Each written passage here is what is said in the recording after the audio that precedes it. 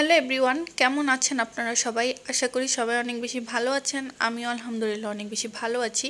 তো আজকে আমি বের হয়েছিলাম একটু, আজকে বলতে এটা রোজার বা রমজানের আগের ব্লগ ছিল।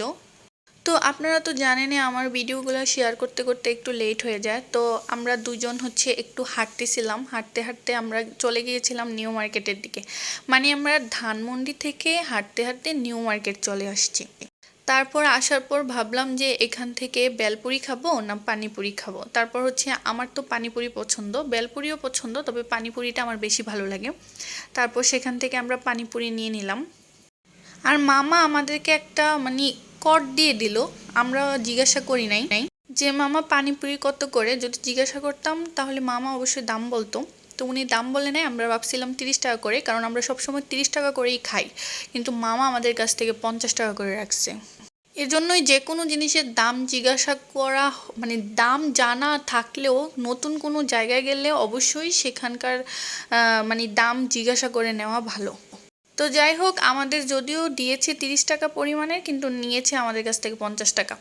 তো ব্যাপার না, তারপর কেনাকাটা করলাম। তো কেনাকাটা করতে গেলে না, ভিডিও করতে আমার একদমই বোরিং লাগে, একদমই ভালো লাগে না এবং প্যারা লাগে।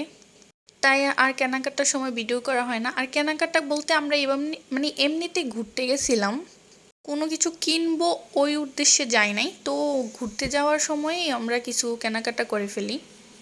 দেখুন কোন ভিডিও আগে দিলাম আর কোন ভিডিও পরে দিলাম। আমি বাসার ভিডিও আগে দিয়ে তারপর রিক্সায় উঠছি, ওইটার ভিডিও পরে দিয়েছি। মাথা আজকাল পুরাই নষ্ট হয়ে গেছে। মাথার ব্রেন জায়গা মতে নাই, জায়গা মতে থাকলে আসলে এরকম ভুল করি না যে বাসার ভিডিও পরে দিয়ে তারপর বাসায় যাচ্ছি ওই ভিডিও শেয়ার করতেছি।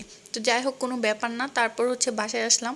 তারপর একটা ভাই আমাদেরকে চিকেন মশলা আর নান দিয়েছিল। আর আমি তো এটা পেয়ে অনেক বেশি খুশি হয়ে গিয়েছিলাম, কারণ রাতের বেলা আমার ভাত খেতে একদমই ইচ্ছা করতেছিল না।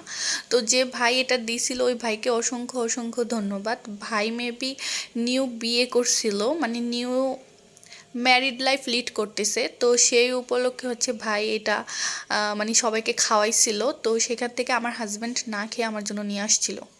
তো আমরা দুইজন শেয়ার করে খেয়ে নিলাম। তো ভালোই লাগলো। রাতের বেলা ভাত খেতে ইচ্ছা করতেছিল না, এটা খেয়েই আমার রাতের খাবার কমপ্লিট হয়ে গেল।